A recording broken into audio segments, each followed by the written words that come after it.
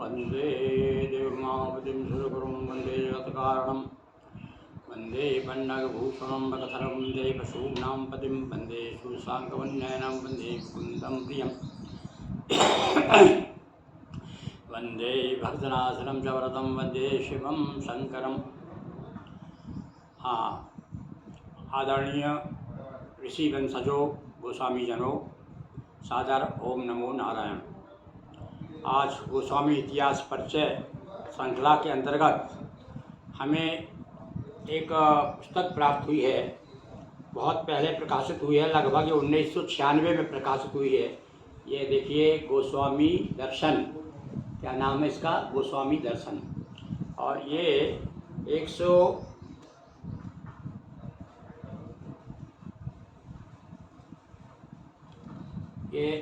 64 पृष्ठ की पुस्तक है और इसके लेखक हैं गोस्वामी भोलागिरी विनोद।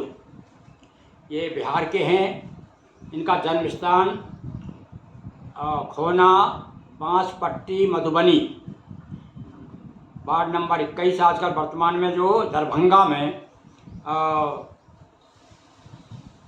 प्रोफेसर, कॉलेज में प्रोफेसर हैं, वैदेही।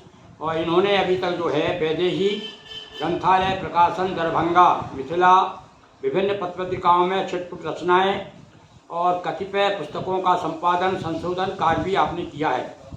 आप 5 अप्रैल 76 से मिथिला विश्वविद्यालय प्रेस दरभंगा में प्रवाचक के रूप में सेवारत हैं। आप प्रवाचक हैं दरभंगा के 1976 से, और 43 में ये लगभग मेरी उम्र के हैं। मैं 1942 का है मेरा जन्म, और ये लगभग 1943 के। उसी समय इन्होंने अपने, इस समय वो गोस्वामी सेवा संस्थान सक्रिय था नर्मदापुरम में, तो उन्होंने इस पुस्तक में इस कृति में उसका भी आभार माना है कि एक जितने भी कुछ संस्थाएं जो देश में काम कर रही हैं, उसमें गोस्वामी सेवा संस्थान होशंगाबाद नर्मदापुरम भी एक संस्था है। तो आज हम इसमें से आपको कुछ अंश गोस्वामी इतिहास परिचय। देखिए, विद्वान प्रवाचक ये दरभंगा के गोस्वामी भोलागिरी जी, इनके क्या विचार हैं।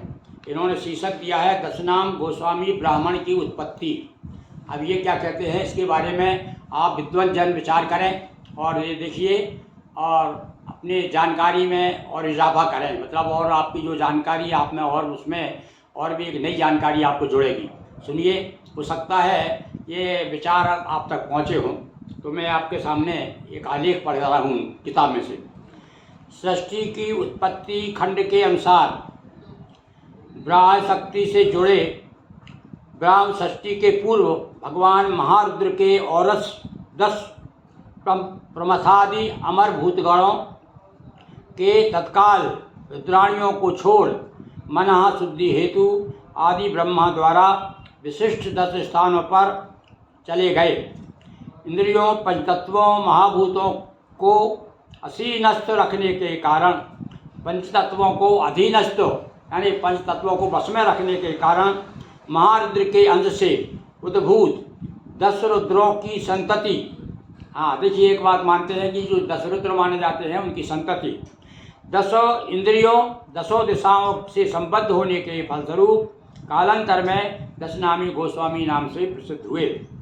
और ये एक उदाहरण दे रहे हैं अथर्ववेद।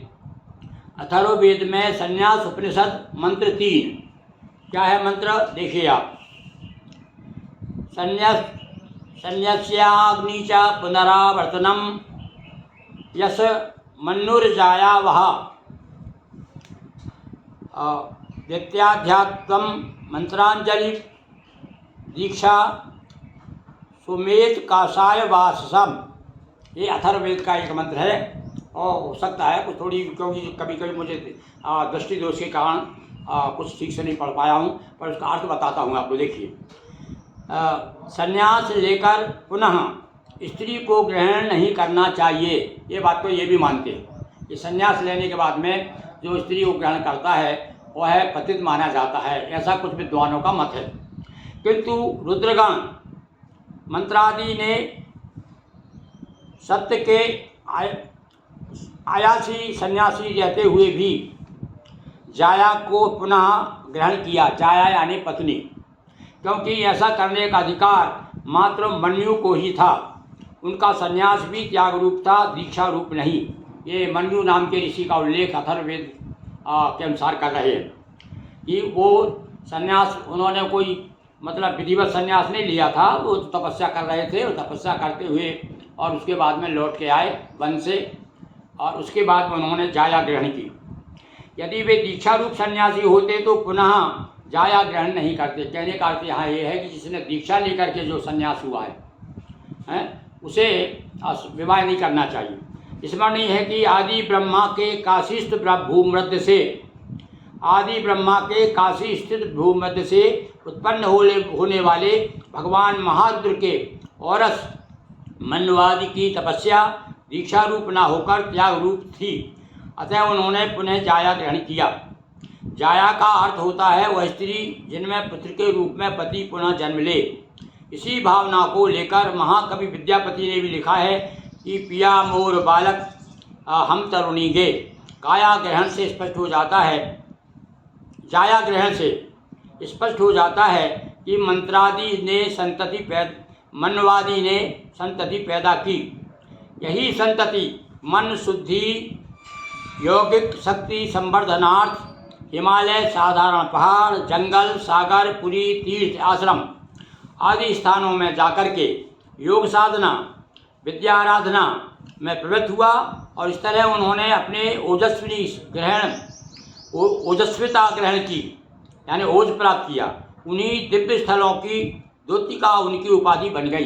जो जहाँ रहे, जिस स्थान पर रहे प्रसन्न, उस स्थान के कारण ही वो प्रसिद्ध हुए। और आज जो उनके वंशज उन्हीं उपाधियों से विभूषित हैं। भगवान मन्यु की वही संतति देखिए, ये भगवान मन्यु नाम के जो ऋषि थे उससे गोस्वामी की उत्पत्ति बता रहे। 10 नाम गोस्वामी ब्राह्मण हैं जो दुख बारिधि में मग्न जन्म मरणशील प्रज्ञा का गुरु बनकर, जन्म मरणशील प्रजा का गुरु बनकर, प्रज्ञा नहीं प्रजा का गुरु बनकर और ज्ञान प्रदान कर उसे मोक्ष का मार्ग बताते रहे, जैसा कि महारुद्र ने ब्रह्मा से प्रतिज्ञा की थी। आदिकाल में ये 10 नाम महर्षि लोग सपत्नी संयम नियम का पालन करते हुए वन पर्वत आदि एकांत में वास करते थे। लोक संग्रह करने हेतु कर्मयोग साधने वाले उन्हें वंशज चल पड़े। लोक संग्रह करने हेतु कर्मयोग साधने वाले उनके वंशज चल पड़े। उसी समय से साधारण ब्राह्मण से, अब ये बताइए ये जो गोस्वामी ब्राह्मण हैं ये साधारण ब्राह्मण से किस प्रकार से अलग है, किस प्रकार से श्रेष्ठ है, बताने का प्रयास किया। जैसे उसी समय से साधारण ब्राह्मण से उनकी भिन्नता हो गई, परंतु भोज भात आदि सामाजिक रीति रिवाज सभी साथ ही करते थे। गोस्वामी संज्ञक योगर्षि कुमारों की इंद्रिय निग्रह के कारण उसी समय से सामान्य ब्राह्मणों से भिन्नता अद्यतन है, यानी आज तक भी साधारण ब्राह्मणों से गोस्वामी ब्राह्मण अलग हैं, क्योंकि उन सामान्य ब्राह्मणों का क्षत्रियों के साथ भी खान पान और विवाह आदि चलते थे। अब इन्होंने एक बात नहीं बताई है कि उस समय के जो ब्राह्मण थे उनका क्षत्रियों के साथ खान पान हुआ करता था, किंतु ब्राह्मण जो है चूँकि वनवासी हुआ करते थे इसलिए उनका उनसे संपर्क नहीं था। भगवान मन्वादि की यही संतति है, मन्युआदि का लिखा है, मन्युआदि यानी मन्युआदि और भी जो ऋषि हैं। संपूर्ण भारतवर्ष में गोस्वामी वेद सन्यासिक, अतिथि, ग्रही, योगपति, सांख्योपासक आदि शब्दों से जानी जाती है, जो निरंतर गुरु का काम करती रही है।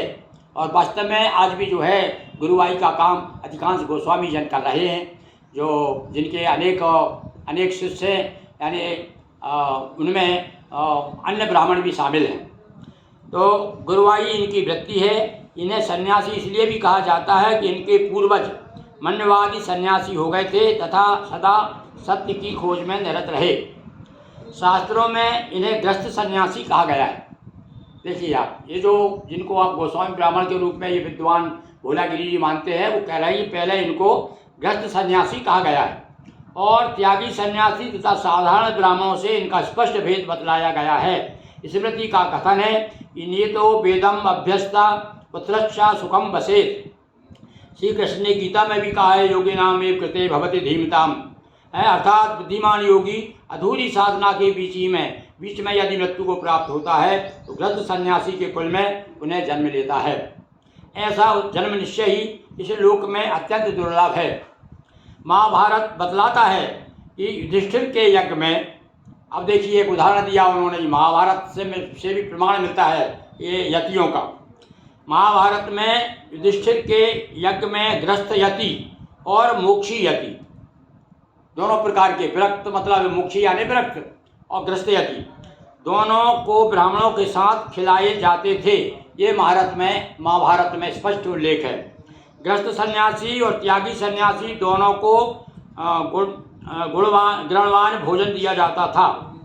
इन्हीं गृहस्थ सन्यासी को शिव पुराण में साधारण ब्राह्मण से भेद करते हुए द्विज गोस्वामी कहा गया है। एक देखिए शिव पुराण का श्लोक, और भी मैंने एक बार आपको बताया था, जो श्लोक है उसमें भी द्विज गोस्वामी कहा गया है कि गवार्थी ब्राह्मणार्थी च स्थानस्य अभ्यर्थमेव च यामृतास्ते सुखम यान्ति यथा सुकृति तथा द्रव्यादि दंतभृच्चेव ऋतश्च गतिरुत्तमा द्विज गोस्वामी नामर्थे भवेद विपुलताक्षय। यथार्थ अर्थात जो ब्राह्मण आदि के लिए शरीर त्याग करते हैं वे सुकृति हैं, यानी जो ब्राह्मणों के लिए सेवा में, ब्राह्मण की सेवा में जो लगे हुए कहने करते हैं, जो अपना शरीर भी त्याग देते हैं वे पुण्यवान सुकृति हैं और सुख पाते हैं। जो द्विज गोस्वामियों के लिए मरते हैं उन्हें उत्तम गति मिलती है। लीजिए साहब, ये यहाँ श्रेष्ठ बताया है थोड़ा सा। जो द्विज गोस्वामी के लिए उत्तम गति मिलती है, यहाँ सामान्य ब्राह्मण और द्विज गोस्वामी अलग अलग बताए गए हैं, क्योंकि मूलतः ब्राह्मण मुखज है और गोस्वामी सिरज, यानी सिरज यानी जैसा कि माना जाता है सन्यास का जो है ब्रह्मरंध्र से जन्म हुआ है, किंतु आदि ब्रह्मा के शिरोभाग से आविर्भूत होने के कारण सिरज गोस्वामी ब्राह्मण है। लीजिए साहब, आज हमने आपको थोड़ा सा ये हमारे गोस्वामी श्री भोलागिरी विनोद, और ये जो गोस्वामी भोलागिरी विनोद कृत जो किताब है, ये रमाशंकर का प्रकाशन पानो सदन नया गंगा सागर दरभंगा, ये दरभंगा से प्रकाशित हुई है और 1996 में, हाँ 96 या 76, देखिए मैं बताता हूँ देख करके।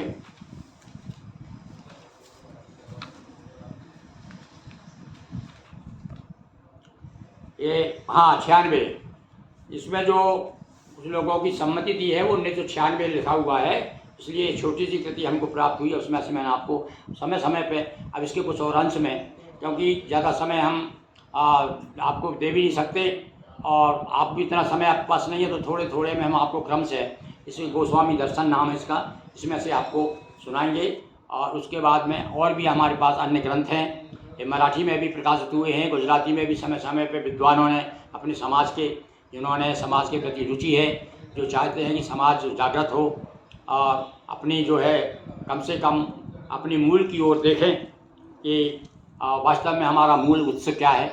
तो आज हमने आपको बताया, आप भी अपने विचार हमें देने की कृपा करें और बताएं कि इनके विचार से आप कितने सहमत हैं, ताकि ये टिप्पणी दीजिए, ताकि अपन आगे भी आपको और भी हम विचारों से समय समय पर लाभान्वित करते रहेंगे, ताकि समाज में एक नई क्रांति आए, जागृति आए। और सीधा सा हमारा तो ध्येय ये है कि इसके माध्यम से आप भैया अपने आप को कुछ भी मानते रहो, ब्राह्मणों से श्रेष्ठ मानो, कोई ऐतराज़ नहीं हमें, अन्य ब्राह्मणों से आप श्रेष्ठ ब्राह्मण मानो, सन्यासी मानो, जगत गुरु मानो, किंतु बस सीधी बात यह है अपना अपना आचरण सुधारें और ज़्यादा प्रचार प्रसार करें कि हमारी समाज की जो अधोगति की और स्थिति हो गई है, हम जो है यहाँ तक कि अन्य वर्ग के लोग जो है, पिछड़ा वर्ग के लोग भी जो है हमारे साथ बैठकर भोजन नहीं करना चाहते। हमने गांव में ऐसी स्थिति देखी है, ये अनुभव अपने बता रहे हैं, व्यवहार की बात। सिद्धांत में तो आप स्वयं जगत गुरु, स्वयं शंभु हैं, पर आप हमारा शास्त्रीय दृष्टिकोण और व्यवहारिक दृष्टिकोण दोनों को मिला करके, और उसके बाद हम देखें कि इस समय वर्तमान में समाज को किन विचारों की आवश्यकता है, उन विचारों को हमें सामने रखना चाहिए। बहुत बहुत धन्यवाद। एक बार पुनः ओम नमो नारायण।